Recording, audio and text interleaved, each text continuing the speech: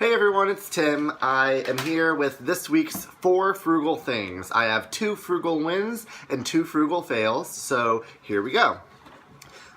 For the first win, I'm actually really excited about this one.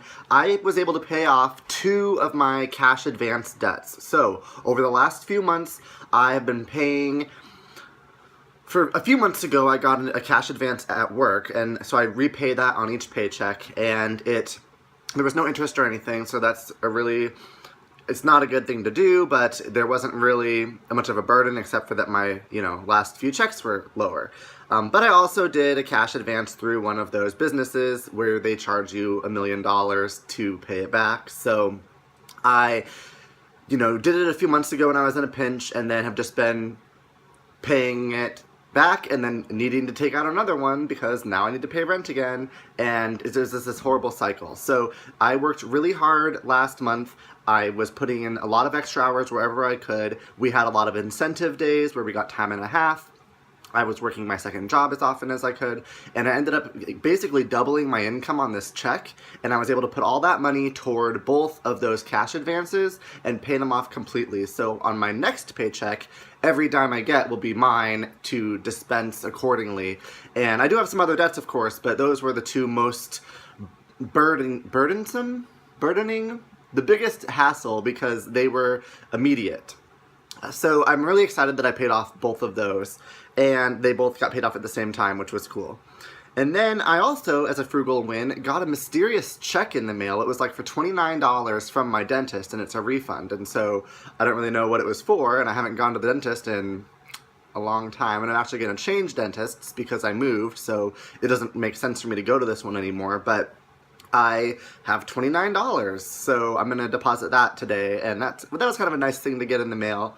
And then for 2 frugal fails, I again did not go grocery shopping.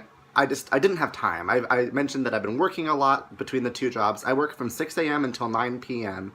on days where I work both jobs, and there's a half-hour gap between them to get from one to the other. And I only do that a couple days a week, but on the other days I have other things that I'm doing, and going to the market and taking the time to meal plan and use my Ibotta app and make sure I do it correctly. I was just like, oh, I'll do it another time. So I did a lot of eating out this week. I did have a few things in the pantry that I was able to kind of throw together here or there, but mostly I ate out. So today, Saturday, I'm going to go to the store for next week, and I'm only going to eat out when I've already made plans. Like I have like one happy hour date, so I'm going to do that and whatever. So this week will be a good one for not eating out. And then this one's a fail too. I missed an incentive day yesterday by 1 minute. So as I mentioned in a previous frugal wins and fails video, my company will pay us time and a half on days where there's inclement weather. So if the roads are in Portland, the city shuts down when it rains. So you can imagine what happens when ice or snow come. And so on days, yesterday it was really icy and there was freezing rain during the night. So basically if schools are closed and public transit is delayed, our company will pay us time and a half if we're there on time and show up for our shift, because it's an incentive to get to work on days where you might be inclined to be like, oh, I can't make it in.